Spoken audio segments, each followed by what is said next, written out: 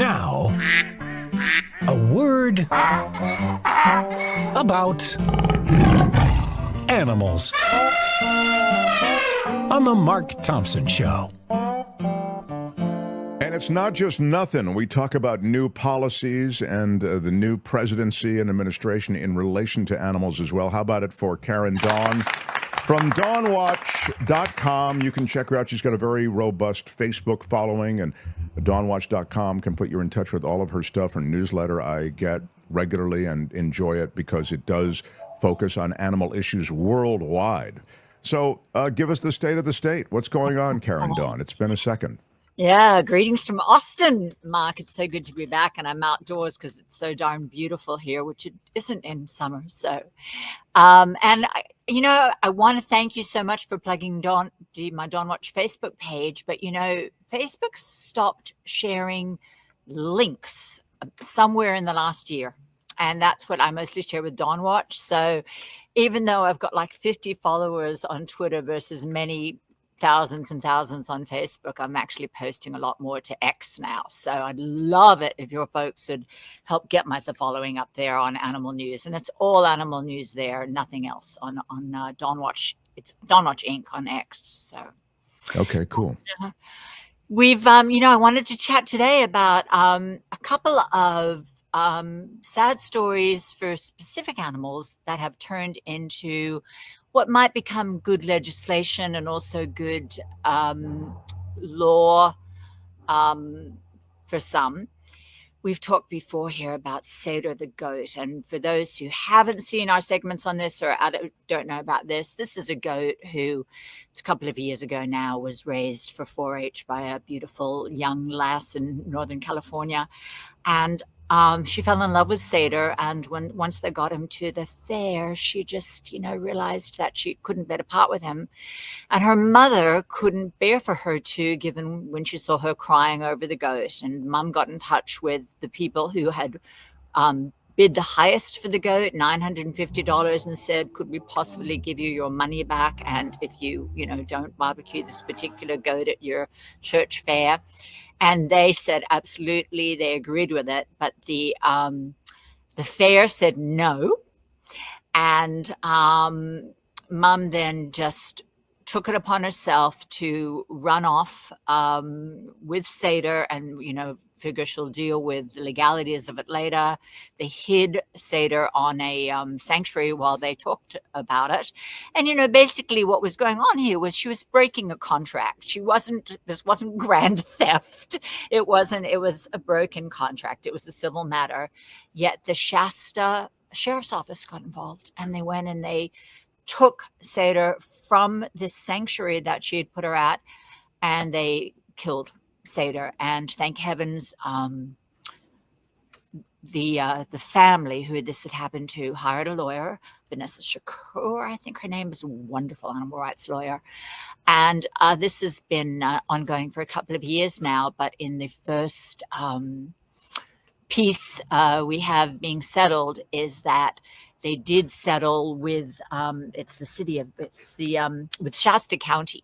They settled, and they got $300,000 for Shasta County's role in what was done to Seder and the violation of this young girl's rights. Now, what we don't have is the violation of the animal rights, and we're a ways away from that still. We're seeing that in the law, but at least people are starting to understand that when you love an animal dearly, it's not all that different from when you love a family member dearly. And this, what's so beautiful about this is it's not a dog, it's not a cat, which people are more and more understanding that folks adore like pets, but this is a goat. So the fact that they have come out with this settlement and then they still aren't finished with the suit is really, really good news. And I know some of your folks will be happy to hear about that. We did that. I mentioned that story the other day, and I liked, although my pronunciation, Kim, I think is not appropriate. Karen says it Seder, and I was calling the little sweet goat Cedar because it's Cedar. Don't trust my pronunciation. You can all hear that I'm an Aussie and I'm going to say things different. So okay. I trust you always on these things more than I trust me. But anyway, The dog, the animal's name is Cedar, so I said cedar, but satyr. Anyway, we were talking about it, and it's a heartbreaking story, and it's heartbreaking the way the guys who are, the cops went to grab this sweet animal, and like everybody's just doing my job, just doing my job. Yeah, you know what? There's real emotion, real lives associated with so much of this stuff. So, but as you say, and then I'll shut up and then let you continue. But I love the story too for the fact that these are sentient creatures. We're bound to them the same way we're bound to dogs and cats. They are no different. The way they process pain and affection and fear and all of these things is the same. And so, yeah, this was the same as running across the state to grab somebody's dog and see to its destruction, and then chopping it up to eat it. I mean, which is what really we don't the way have yet is a settlement with the fair. And what I really don't like, and I had shared an article and then shared the a paragraph out of that article, which disturbed me, which is that they don't have a settlement yet with the fair, and that the California Attorney General's office is representing the fair in this. And I'm like, really? My tax dollars are representing a fair that, even though the mum went and got permission from the people that the goat was supposed to go to, and under these special circumstances, apparently the girl's 4 grandparents, or 3 or 4 grandparents, had died within the last few months. The fair insisted. They so did the wrong thing. So I'm, not thrilled that the California Attorney General is representing the fair in this matter. But I think that Cedar or Satyr's family will prevail, and I think that'll help. And they got that 300,000, but that poor kid, that doesn't, all the money in the world doesn't ease that pain. Anyway, what the squirrel story, I saw it actually mentioned here, and somebody wanted to hear it. Is Phineas says, Karen Dawn, talk about Peanut the chipmunk, just Squirrel, yeah, is what I thought. And Fred the raccoon, his brother. Yeah, give us the story here for those who, might have been distracted by other stuff. Yeah. So this is the story that broke, I think it was a day or two before the election. Turned out to be a bit of an election issue because, it was New York State, very blue state. But the main reason it was an election issue is that the Republicans picked it up, and Elon Musk tweeted about it, and I think 33 million people saw that tweet, whereas the Democrats ran away from it. And I think that's a shame because we do have a nice history of animal issues being a bipartisan issue, and we really hope that this is an issue that both sides will pick up on. I think almost everybody knows what happened from social media, but this is a squirrel who 7 years ago was found by this guy who runs Freedom Farm Sanctuary. And I think at the time he might not have had a sanctuary, but he found the squirrel whose mother had been killed. Orphaned a squirrel, took the squirrel in, raised the squirrel, attempted to release the squirrel in his backyard, not far from where he found him. But because the squirrel had been hand-raised and not raised by a squirrel mummy, wasn't able to survive, and got beaten up, half his tail chewed off. And so he thought, you know what, I guess you're going to be my pet squirrel. And it was such an unusual thing, a little bit like what I do with my turkeys at Thanksgiving. People love to see an unusual animal being cuddled and loved. And as you can see in the video that is being shared there, his relationship with the squirrel was pretty adorable. And I certainly understand that, in that I've had pet squirrels who've lived outdoors, and I had meant to share a photo of Mrs. Squirrel, who used to come and literally knock on my back patio door when I wasn't around, and she wanted nuts from me. But he had the squirrel inside. Now, it turns out that it's not legal to have a squirrel inside in New York State. And that's a darn good law, because we wouldn't want people willy-nilly taking squirrels out of the wild where they're wonderfully happy and thinking, oh, I want a pet squirrel, I'll just go grab him and take him away from his family. But something you and I have discussed before on this show is, you know what, it's not one size fits all, and there need to be exceptions. This guy should have got a license, and he says he was in the process of getting a license when somebody reported him. And I think it was at least half a dozen officials came to his door and made him sit in the bathroom while they did had a search warrant to take this squirrel, Peanut, away. And they also took away Fred the raccoon, who was also living in the house. And I came onto the story while they had just been taken away. And then we learned within 2 days they had killed them. I really don't like it when people use the word euthanize for a situation like that, not because I want them to be saying murder, but because euthanize means, and if anybody who looks this up in the dictionary, it means that you're gently killing somebody who's very sick or who wants to die. And that just is not the situation here.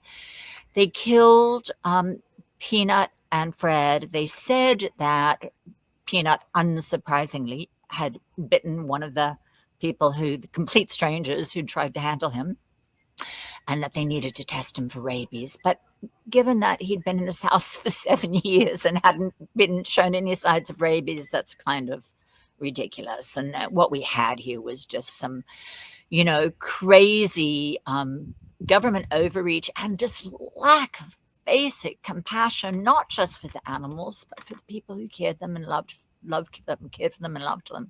And it's funny, Kim and I had a little bit of an email chat about this, and she said, well, he shouldn't have had the squirrel in there. And she wasn't saying it was great, but she also did mention you shouldn't have had the squirrel in there without a license. You should have known something was coming. And I'm like, yeah, you should have known something was coming, like a letter saying you better get a license for that squirrel, not law enforcement showing it up at his house, taking the squirrel and the raccoon away and then killing them. This was crazy stuff. So the good news is that people have been so incensed about this. And, if you were watching on election night, it's interesting. I was listening to your wonderful show today. You didn't mention Peanut, but if you were watching on stations that had voters on the right as well as the left, which is what I do, I watch Breaking Points and stuff like that. Oh my word, there was a lot of justice for Peanut coming across that thread. I mean, it was constant. And that's because as much as people, it's this cognitive dissonance that people eat animals and they try not to think too much about what happens to them. They also get very, very moved by individual animals and what happens and basic kindness to animals. And so it really had an effect. And now a Long Island legislature has put forward Peanut's Law. And that is an amendment to the current conservation laws. And they will, I made notes here. It says that any animal who is taken, we've got to have a 72-hour waiting period at least before anything happens to that animal, so that people who are responsible have time to intervene and put forward suits. And just giving sanctuaries more respect, because even though Peanut was not an official, one of his sanctuary animals, this was a sanctuary that they invaded and took Peanut from.